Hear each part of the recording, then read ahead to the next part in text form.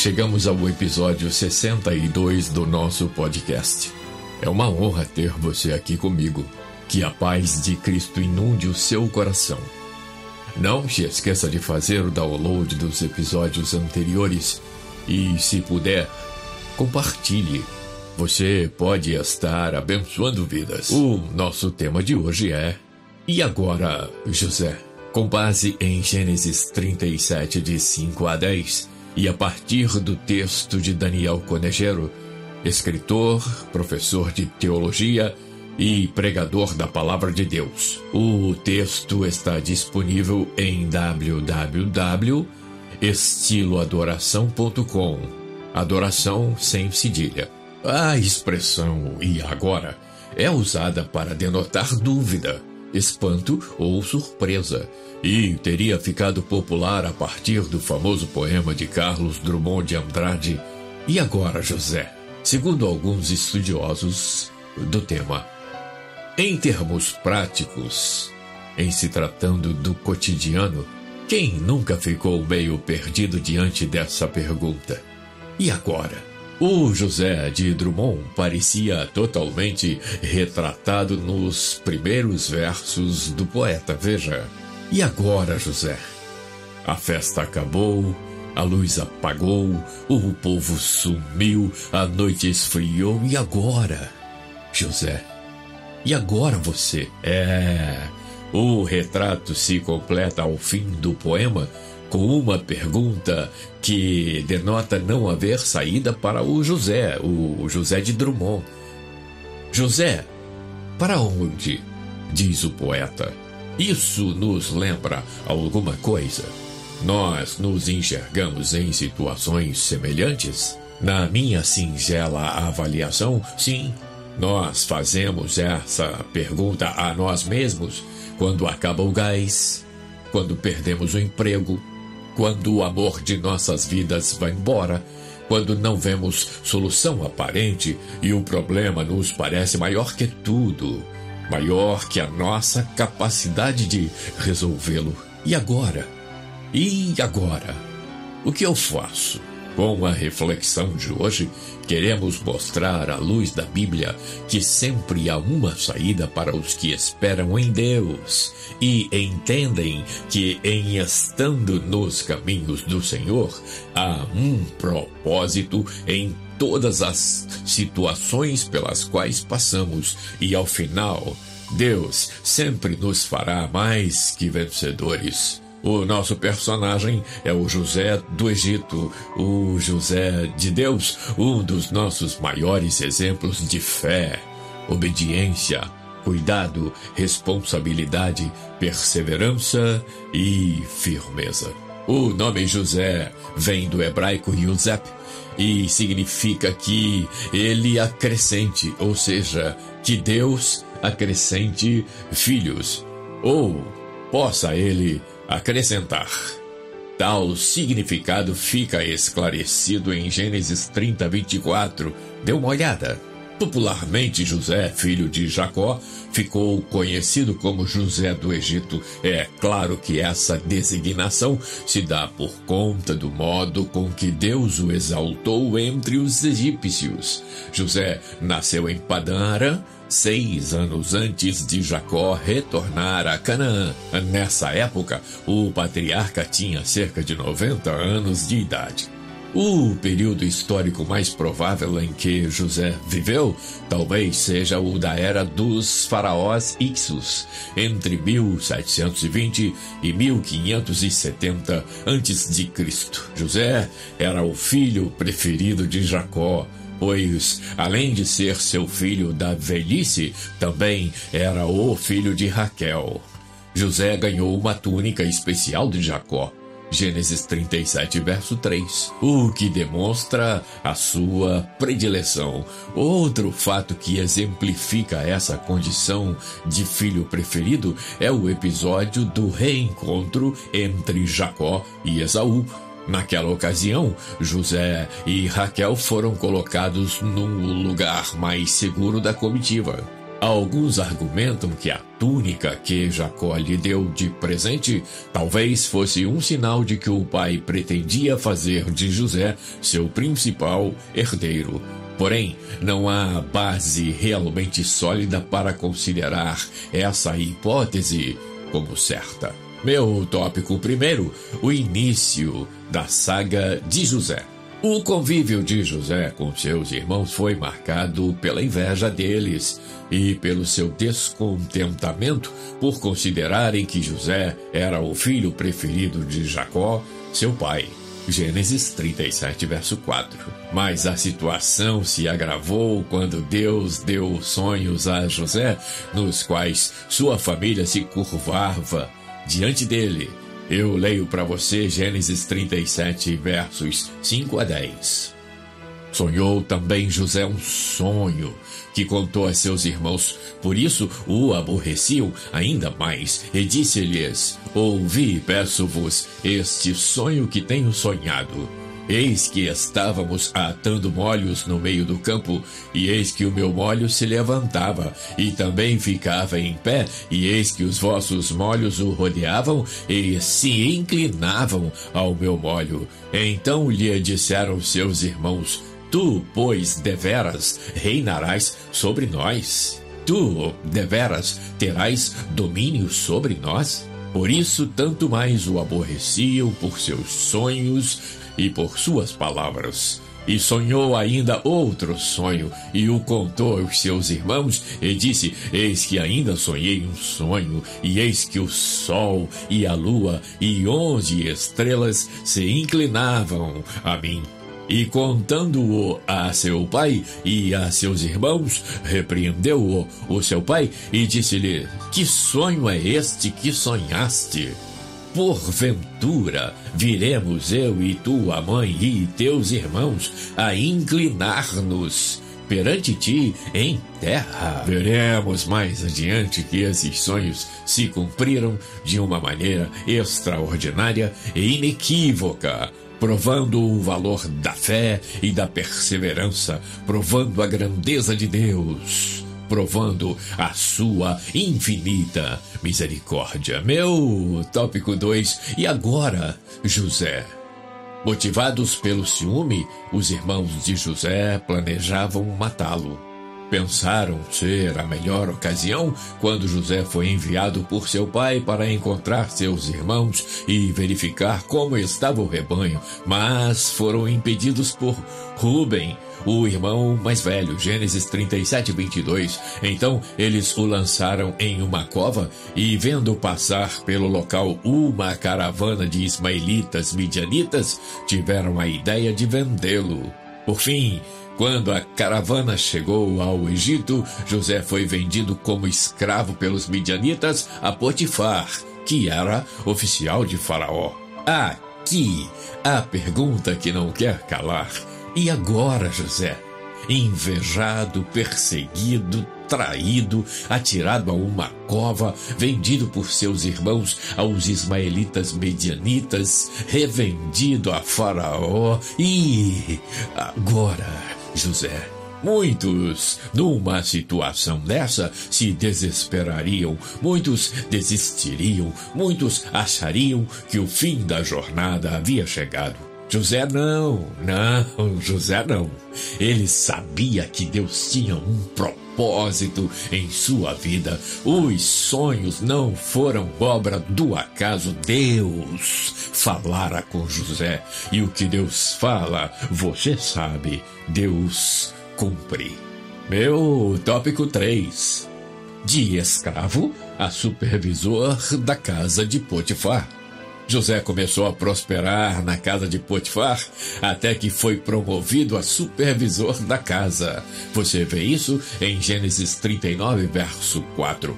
A esposa de Potifar começou a se interessar por José e tentou seduzi-lo. Gênesis 39, 10. Porém, ele era temente a Deus e rejeitou a mulher.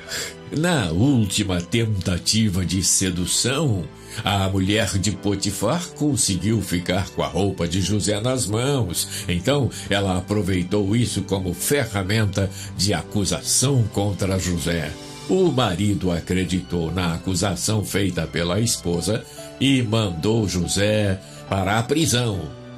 Meu tópico 4: abençoado por Deus em meio à hostilidade. Chegamos ao momento em que José está preso em uma prisão destinada a presos políticos. Mesmo em um local hostil, José foi abençoado por Deus. Eu vou repetir isso para você. Mesmo em um local hostil, José foi abençoado por Deus. Logo, ocupou uma posição de destaque entre os presidiários e acabou conhecendo 2 funcionários da corte de Faraó, o padeiro e o copeiro. Ambos sonharam em uma mesma noite e coube a José interpretar tais sonhos. Vale ressaltar que os sonhos, na cultura oriental da época, eram considerados presságios e encarados com muita seriedade e importância na vida das pessoas. O copeiro sonhou com uma videira de 3 ramos que brotou, floresceu e deu uvas, as quais ele espremeu na taça de Faraó e a entregou a ele. Esse sonho significava que dentro de 3 dias o copeiro seria tirado da prisão e retornaria à sua posição original, ou seja, seria perdoado e restaurado. Após interpretar o sonho, José pediu para que o copeiro se lembrasse dele quando estivesse com o Faraó. José estava convicto de que o conhecimento dos fatos faria com que Faraó o libertasse da prisão. O padeiro, por sua vez, sonhou que sobre sua cabeça havia 3 cestos. No cesto de cima havia vários tipos de pães e doces, dos quais Faraó gostava. Porém, vinham aves e comiam da cesta que estava sobre sua cabeça. José, mais uma vez, interpretou o sonho. Em 3 dias, Faraó cortaria a cabeça do padeiro, pendurá-lo-ia em uma árvore e as aves comeriam a carne dele. E assim foi feito. Exatamente assim. Deus estava com José. José estava com Deus. Havia um propósito. Meu tópico 5: a vez de Faraó sonhar. Cerca de 2 anos depois da interpretação dos sonhos na prisão, Faraó acabou sonhando. Nenhum de seus magos e conselheiros pôde lhe dar a interpretação. Foi aí que o copeiro se lembrou de José e falou dele para Faraó, que mandou chamá-lo no palácio. Faraó contou a José os sonhos que havia tido. No primeiro sonho, Faraó estava à beira do rio Nilo e viu sair 7 vacas gordas que começaram a pastar. Logo depois, vieram 7 vacas magras que comeram as vacas gordas. Mesmo após terem comido as vacas gordas, elas continuaram magras. No segundo sonho, Faraó viu 7 espigas de cereal que estavam boas e cresciam no mesmo pé. Depois ele viu brotar 7 espigas secas e ruins, que engoliram as 7 espigas boas. José, então, disse a Faraó que ambos os sonhos, na verdade, eram apenas um. Esse sonho correspondia ao que Deus iria fazer. Haveria sobre a terra do Egito 7 anos de muita fartura, mas depois haveria 7 anos de fome tão severa que fariam com que se esquecessem dos tempos de fartura. Meu tópico 6: o propósito toma forma. José, o governador do Egito. Além de dar a José a interpretação do sonho, Deus também lhe concedeu sabedoria para que ele apresentasse um plano a Faraó, a fim de que o Egito conseguisse superar os 7 anos de crise. Faraó, então, colocou José como segundo homem do Egito, abaixo apenas dele. Gênesis 41:41. A função ocupada por José era chamada no Oriente Antigo de vizir, Tratava-se do principal cargo administrativo que envolvia diversas funções, como, por exemplo, ser encarregado do tesouro, da justiça e da execução e supervisão dos decretos reais. Após ser colocado no cargo de governador do Egito, José recebeu o nome egípcio de Zafenate-Paneia, Gênesis 41:45, e se casou com Azenate, filha de um sacerdote de On. José e Azenate tiveram 2 filhos, Manassés e Efraim. Mais tarde, os 2 filhos de José representariam o pai entre os filhos de Jacó na distribuição das tribos de Israel. Meu tópico número 6, o cumprimento dos sonhos que Deus deu a José. Você se lembra dos 2 sonhos? Parece loucura, não? Toda a família se curvaria diante daquele que Deus escolheu para um extraordinário propósito. A despeito da inveja, a despeito da perseguição, a despeito dos ciúmes e da dificuldade da convivência, a despeito dos percalços e das intermináveis vezes que a pergunta surgia em alto e bom som: e agora, José? Apesar disso, José perseverou, José confiou e esperou no Senhor.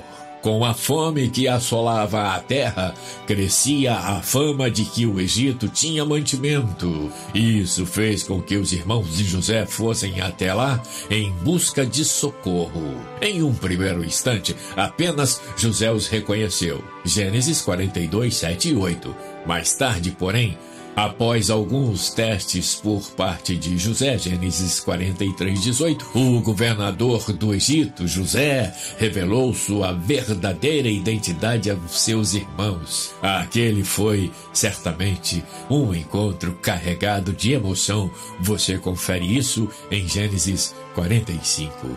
Após a revelação de sua identidade, José tratou de trazer seu pai e toda a sua família para o Egito. Faraó também apoiou a decisão. Veja isso em Gênesis 47. Mais tarde, quando seu pai morreu, José cuidou dos preparativos para o sepultamento. Ele mandou que Jacó fosse embalsamado, segundo o costume egípcio, e o sepultou em Canaã, conforme era seu desejo. Confira em Gênesis 50. Quando Deus promete, Deus cumpre. Meu tópico 6, missão cumprida.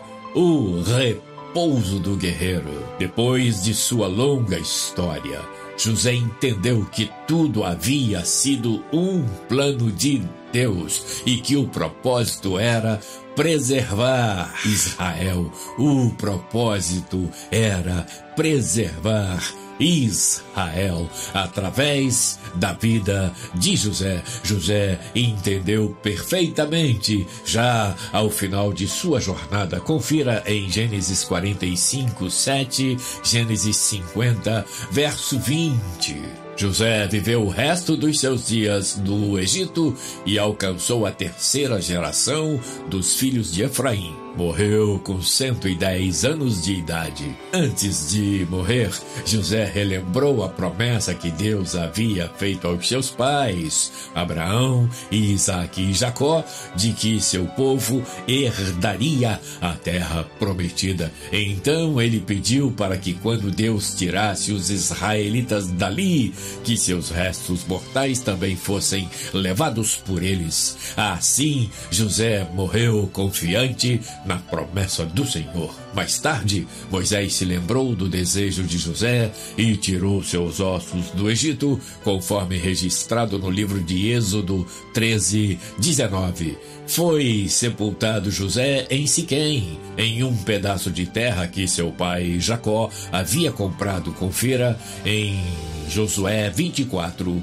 32. Meu tópico 7, meu último tópico. E agora você? E agora eu? Se estamos nesse momento crucial, se achamos que não há mais saída para nós, se achamos que todos os recursos foram esgotados, está na hora de olhar para cima, como fez o salmista. Vamos de poesia. Salmo 121, poesia e fé. Poesia e confiança, poesia e esperança, poesia e serenidade diante de um Deus que não falha. Salmo 121 para você. Eleva os meus olhos para os montes. De onde me virá o socorro? O meu socorro vem do Senhor, que fez o céu e a terra.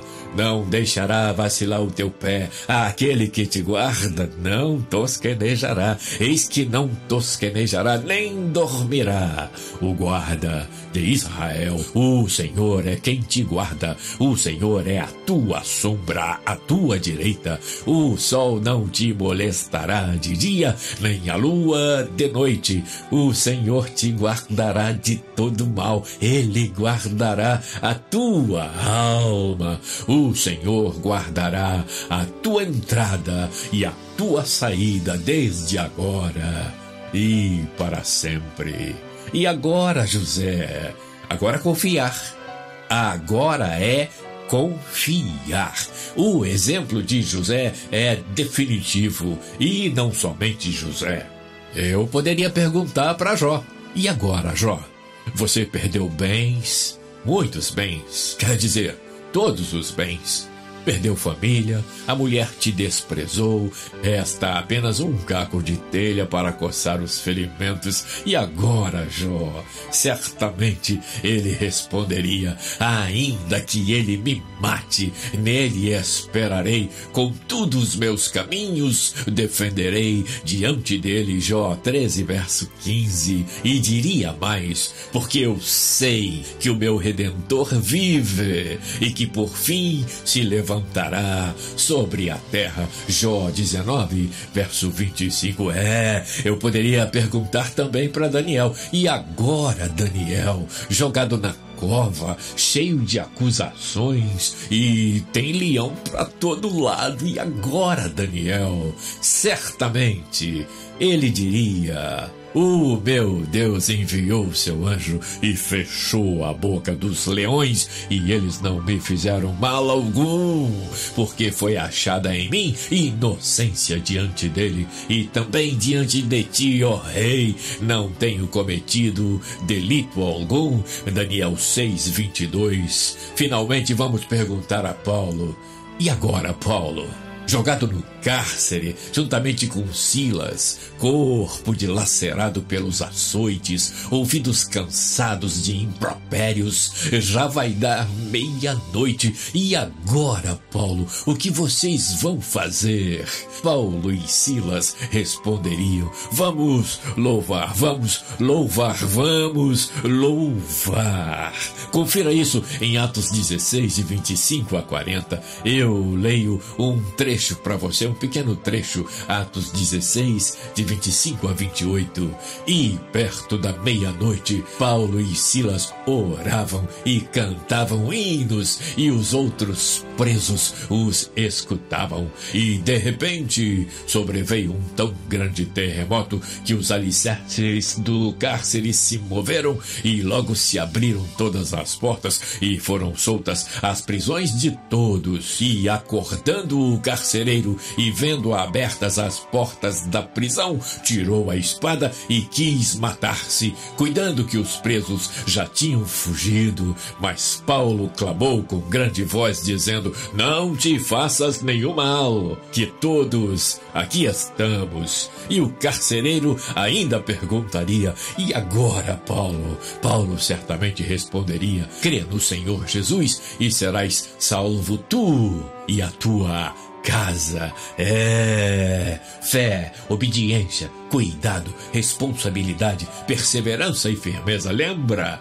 Características e virtudes que levaram José à vitória que atravessa os séculos e nos alcança para nos encorajar e ratificar que é possível em Deus. Jeremias sintetizou poeticamente como ser feliz e quais são as recompensas. Jeremias 17, de 7 a 8. Mas bendito, ou seja, abençoado, é o homem cuja confiança está totalmente depositada em Deus, cuja fé está no Senhor. Ele será como uma árvore plantada junto às boas águas e que estende as suas raízes para o ribeiro. Uma árvore que não se afligirá quando chega o calor, porque as suas folhas estão sempre viçosas, não sofre de ansiedade durante o ano da seca, nem deixará de dar o seu fruto.